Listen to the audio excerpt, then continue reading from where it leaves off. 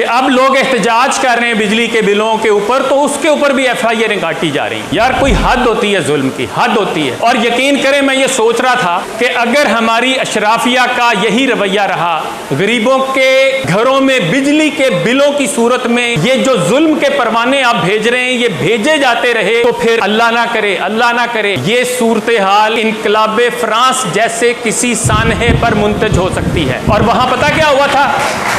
سن لیں ذرا، ول ڈیورنٹ مشہور مورخ اور فلسفی اپنی کتاب ہیروز آف ہسٹری میں لکھتا ہے کہ ملکہ جو فرانس کی تھی، میری اینٹوائنٹ جین، پیرس سے 23 میل دور خوبصورت محل میں وہ رہتی تھی، اور اس نے غریبوں کا مذاق اڑاتے ہوئے طنزیہ ایک جملہ یہ کہا تھا کہ اگر ان کو روٹی نہیں ملتی تو یہ کیک کیوں نہیں کھا لیتے۔ اور اس کے بعد جب ہجوم بپھرا تو اس ملکہ اور اس کے شوہر لوئی کو پکڑا گیا، انہی کی گاڑی میں بٹھا کر گلوٹین تک لایا گیا۔ گلوٹین کس کو کہتے ہیں جانتے ہیں؟ وہ جو ایک چھرا آتا ہے اوپر سے چرخیوں پہ گھومتا ہوا اور نیچے آ کے گردن کو کاٹ کے رکھ دیتا ہے، اس کو گلوٹین کہتے ہیں۔ وہاں لایا گیا اور اس کے سامنے اس کے شوہر لوئی کو پہلے اس کا سر تن سے جدا کیا گیا۔ ملکہ کے ساتھ اس کے اس جملے کی وجہ سے اتنا غبار تھا لوگوں کے اندر کہ اس کو مجبور کیا گیا کہ وہ اپنے کپڑے اپنے پہرے داروں کے سامنے تبدیل کرے۔ وہ ماتمی لباس پہننا چاہتی تھی، اسے اس کی اجازت نہیں دی گئی۔ اس کے ہاتھ پیچھے باندھے گئے،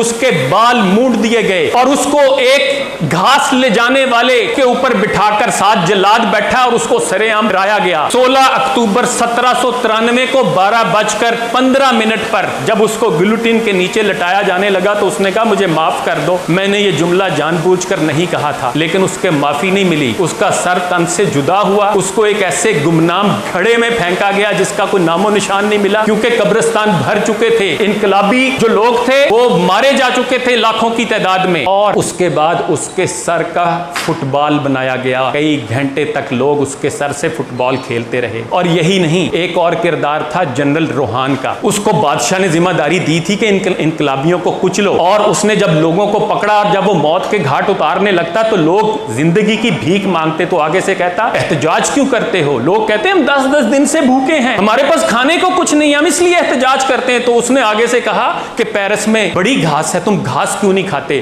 اسی جرنیل کو گلوٹین کے پاس کھڑا کر کے گھاس کھانے پہ مجبور کیا گیا، اور پھر اس کے منہ میں گھاس ٹھونس دی گئی، اور اس کے بعد اس کو گلوٹین پہ لٹا کے اس کا سر بھی تن سے جدا کر دیا گیا۔ میں میسج دیتا ہوں پاکستان کی اشرافیہ کو کہ خدا را بس کر دیں، خدا را بس کر دیں، اس عوام کا اتنا امتحان نہ لیں۔